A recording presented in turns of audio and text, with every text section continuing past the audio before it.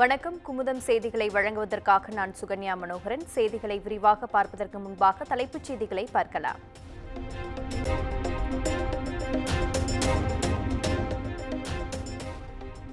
குமுதம் செய்தி எதிரொலியாக கல்வராயன் மலைப்பகுதிகளில் கள்ளச்சாராயம் பதுக்கிய 59 பேர் கைது.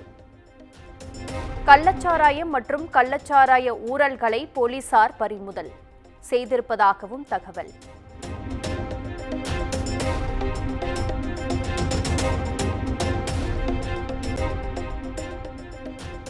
கள்ளக்குறிச்சியில் கள்ளச்சாராயம் அருந்தி உயிரிழந்தோர் எண்ணிக்கை 57ஆக உயர்வு. பாதிப்பு காரணமாக 100க்கும் மேற்பட்டோர் சிகிச்சை பெற்று வருவதாகவும் அறிவிப்பு.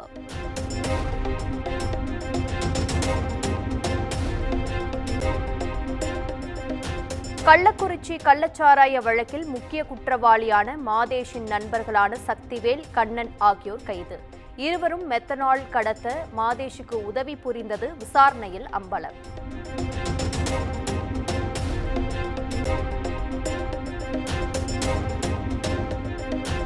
கள்ளக்குறிச்சி மாவட்டத்தில் சில நாட்களுக்கு முன்பு உயிரிழந்தவரின் உடல் உடற்கூராய்விற்காக தோண்டி எடுப்பு.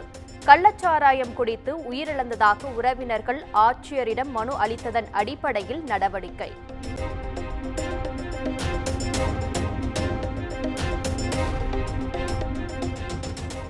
கல்வராயன் மலைப்பகுதியில் கள்ளச்சாராய தடுப்பு நடவடிக்கையில் ஈடுபட்ட 7 காவலர்கள் மாயமானதாக வெளியான தகவல். 7 காவலர்களும் இருப்பிடம் திரும்பியதாக உறுதி செய்த போலீசார்.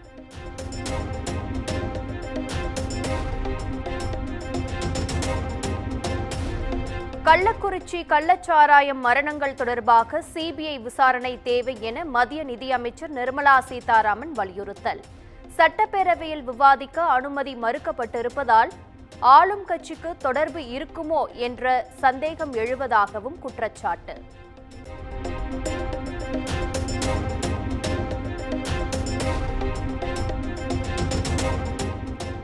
50க்கும் மேற்பட்ட உயிரிழப்புகள் ஏற்பட்ட பின்தான் சுட்டிக்காட்டிய பிறகே ஃபொமிபிசோல் உயிர்காக்கும் மருந்து கொண்டுவரப்பட்டுள்ளன.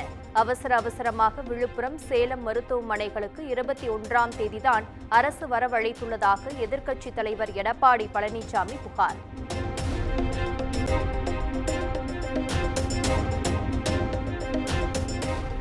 தமிழ்நாட்டில் அதிகமாக நிவாரணம் தந்தது சாராயம் குடித்து உயிரிழந்தவர்களுக்குத்தான்.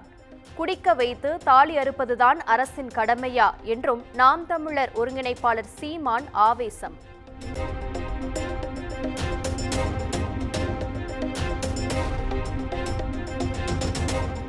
மதுக்கடைகளை உடனே மூடினால் எல்லாம் முடிந்துவிடும் என்பது தவறான கருத்து. கள்ளக்குறிச்சியில் கள்ளச்சாராயம் குடித்து உயிரிழந்தோரின் குடும்பங்களை சந்தித்த பின் மக்கள் நீதி மய்ய தலைவர் கமல்ஹாசன் பேட்டி.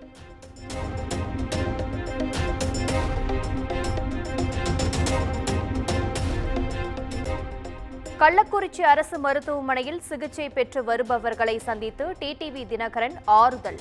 கள்ளச்சாராய வழக்கை சிபிஐ விசாரித்தால் அனைத்து உண்மைகளும் வெளிவரும் என பேட்டி.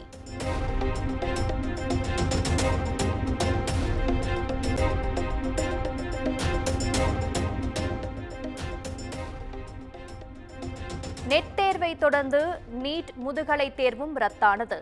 ஆயிரக்கணக்கான மருத்துவ மாணவர்களை விரக்தியில் தள்ளியுள்ளது. முதலமைச்சர் மு.க. ஸ்டாலின் எக்ஸ் தளத்தில் கண்டனம்.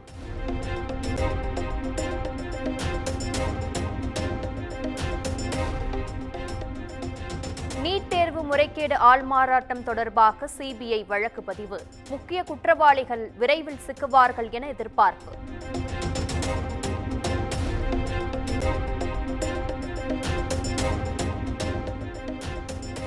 நீட் தேர்வில் கருணை மதிப்பெண் வழங்கப்பட்ட 1563 பேருக்கு நடத்தப்பட்ட மறுதேர்வு. சுமார் 48% மாணவர்கள் தேர்வெழுத வரவில்லை என தகவல்.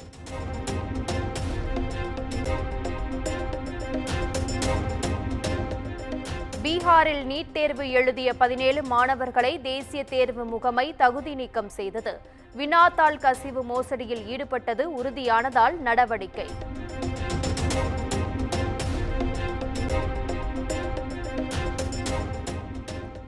இலங்கை கடற்படையால் கைது செய்யப்பட்ட ராமேஸ்வரம் மீனவர்களுக்கு ஜூலை 5ஆம் தேதி வரை நீதிமன்ற காவல். யாழ்ப்பாணம் சிறையில் அடைக்கப்பட்டதாக தகவல்.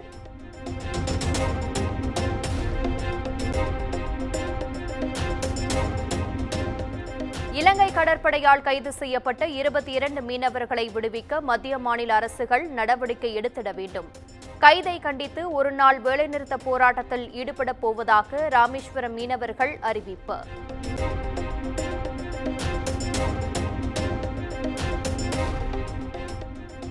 திருச்சி மாவட்டம் முசிறி அருகே பேரூராட்சி மன்ற கவுன்சிலர் திடீர் ராஜினாமா. பொதுமக்களுக்கு அளித்த வாக்குறுதியை நிறைவேற்ற முடியாமல் போனதால் பேரூராட்சி நிர்வாகத்திற்கு கடிதம்.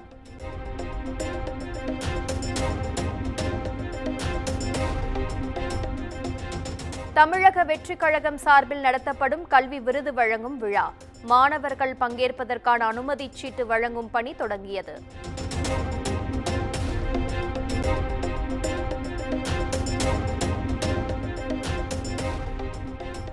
திருச்செந்தூர் கடலில் காணாமல் போன 5 சவரன் நகையை கண்டுபிடிப்பு. 4 மணி நேரம் தேடுதலுக்கு பிறகு கண்டுபிடித்து தந்த சிப்பி எடுக்கும் தொழிலாளர்களுக்கு பாராட்டு.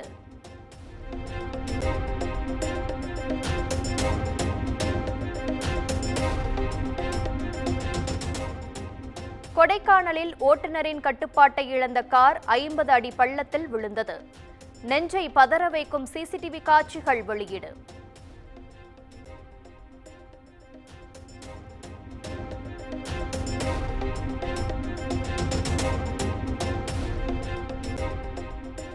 கோவை மாவட்டம் மருதமலை குடியிருப்பு பகுதிக்குள் புகுந்த ஒற்றை காட்டு யானை. நபர் ஒருவரை வீடு வரை துரத்தும் பரபரப்பு சிசிடிவி காட்சிகள் வெளியானது.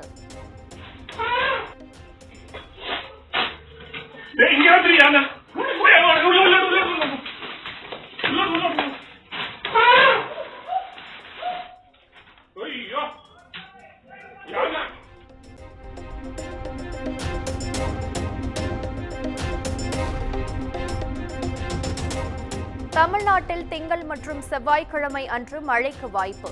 நீலகிரி, கோவை உட்பட 5 மாவட்டங்களில் கனமழை பெய்யும் என்றும் வானிலை ஆய்வு மையம் தகவல்.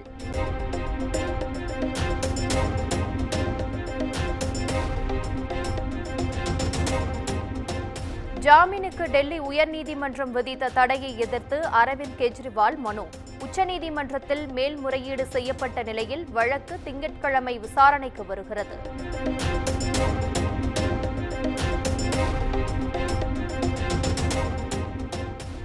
அருணாச்சல பிரதேசத்தின் இட்டா நகரில் ஏற்பட்ட மேக வெடிப்பு. பல்வேறு இடங்களில் நிலச்சரிவு ஏற்பட்டுள்ளதால் இயல்பு நிலை பாதிப்பு.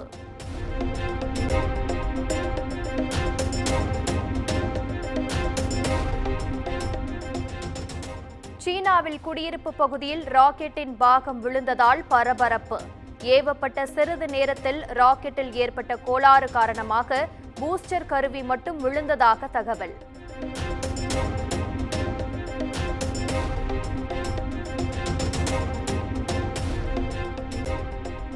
தென்னாப்பிரிக்கா மகளிர் அணிக்கு எதிரான கடைசி ஒருநாள் கிரிக்கெட் போட்டியிலும் இந்திய மகளிர் அணி வெற்றி. 3 போட்டிகள் கொண்ட ஒருநாள் தொடரை முழுமையாக கைப்பற்றியது.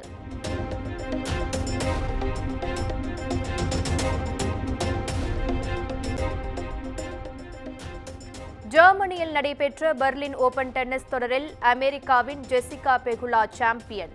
பரபரப்பாக நடைபெற்ற இறுதிப் போட்டியில் ரஷ்ய வீராங்கனை அன்னா காலின்சியாகாவை வீழ்த்தி அசத்தல்.